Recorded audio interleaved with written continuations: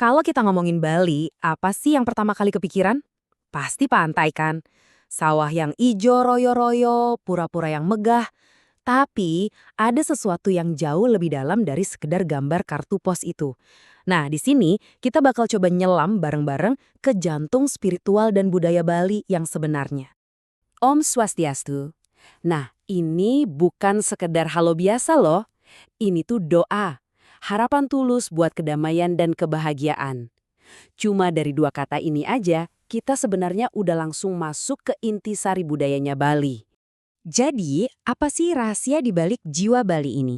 Pertanyaan ini nih yang bakal kita coba bongkar bareng. Kita akan kupas satu persatu lapisannya, mulai dari filosofi kuno sampai gimana Bali ketemu sama dunia modern. Oke, buat benar-benar ngerti Bali, kita harus mulai dari dasarnya, dari fondasinya, yaitu sebuah filosofi yang jadi penopang setiap jengkal kehidupan di sana. Konsep utamanya itu namanya Trihita Karana. Gampangnya, anggap aja ini kayak sistem operasinya budaya Bali. Ini semacam buku panduan buat mencapai kesejahteraan lewat keseimbangan. Nah, konsep ini punya 3 pilar utama. Pertama, ada parahyangan, yaitu hubungan harmonis kita sama Tuhan. Kedua, pawongan. Ini soal harmoni antar sesama manusia. Dan yang ketiga, palemahan, harmoni sama alam semesta. Keseimbangan antara 3 hal ini, itulah kunci kehidupan di Bali. Dan disinilah filosofinya. Jadi, wow, dalam banget. Orang Bali tuh percaya hidup ini ada di 2 dunia yang jalan barengan. Ada skala, dunia fisik yang bisa kita lihat, dan ada niskala, dunia spiritual yang gak kasat mata. Nah, tujuan hidup mereka, yaitu menjaga keseimbangan sempurna antara 2 dunia ini. Tapi menjaga keseimbangan ini jelas nggak gampang. Identitas Bali yang kita kenal sekarang itu ditempa di atas bara api sejarah. Lewat penaklukan, konflik, dan perlawanan yang luar biasa gigih.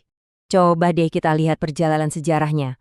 Mulai dari kerajaan-kerajaan kuno di abad ke-8, terus budayanya berubah total pas Majapahit dari Jawa datang di tahun 1343. Lalu, di 1597, dunia luar datang, kapal-kapal Belanda pertama merapat. Dari sinilah dimulai era konflik panjang yang puncaknya pas Belanda menguasai seluruh pulau di tahun 1906.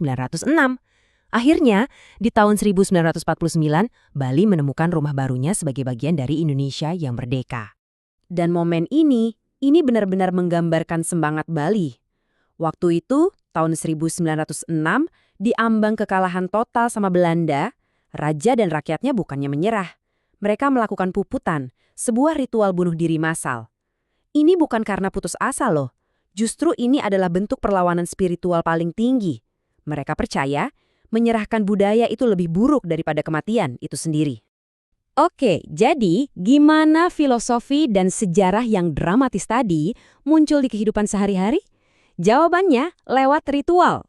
Di Bali, kepercayaan itu bukan cuma buat diyakini di dalam hati, tapi harus dilakukan, harus diwujudkan. Coba bayangin, setiap hari di seluruh penjuru Bali, kalian pasti bakal lihat kenang sari, sesajen kecil yang dibuat dengan teliti dan indah banget. Ini bagian dari praktik yang lebih besar namanya banten, persembahan untuk menjaga harmoni. Terus ada juga tarian-tarian sakral kayak barong. Ini bukan sekadar tontonan ya, ini adalah ritual hidup yang memerankan pertarungan abadi antara kebaikan dan kejahatan buat menjaga keseimbangan alam semesta. Ngomong-ngomong soal ritual, ada loh ritual yang unik banget. Pernah dengar soal upacara omed-omedan? Ritual unik ini yang diadain sehari setelah nyepi udah ada dari seabad yang lalu. Jadi setelah berdoa, para pemuda-pemudi yang masih jomblo nih dikumpulin, terus yang cowok bakal narik dan mencoba nyium yang cewek, sementara seluruh warga desa nyiramin mereka pakai air. Iya, kedengerannya emang rusuh dan seru banget ya, tapi percaya deh ada tujuan spiritual yang dalam di baliknya. Nah, ini dia intinya. Aksi tarik-menarik di omed-omedanan itu simbol pertukaran energi. Ini cara satu desa buat ngelepasin energi negatif dari tahun kemarin dan narik energi positif buat tahun yang baru. Ujung-ujungnya, balik lagi ke keseimbangan. Dan ritme kehidupan kayak gini tuh jalan terus sepanjang tahun. Mulai dari parade ogoh-ogoh yang super spektakuler sebelum nyepi buat ngusir roh jahat, sampai ke perayaan galungan, di mana mereka merayakan kemenangan kebaikan atas kejahatan dan percaya arwah leluhur turun ke bumi buat nengok anak cucunya. Oke, sekarang kita masuk ke lapisan terakhir nih. Gimana ceritanya dunia luar menemukan Bali dan ikut ngebentuk citranya sebagai surga di bumi. Coba kita bandingin. Sebelum tahun 1930-an, Bali itu ya pulau terpencil aja di Hindia Belanda. Tapi setelah itu datanglah seniman-seniman dan para pemikir dari barat kayak Walter Spice. Mereka datang dan langsung jatuh cinta. Dan mereka bukan cuma jadi penonton loh. Mereka ikut menciptakan citra Bali yang kita kenal sekarang, sebuah surga artistik. Inilah salah satu alasan kenapa banyak banget orang dari seluruh dunia suka banget datang ke Bali.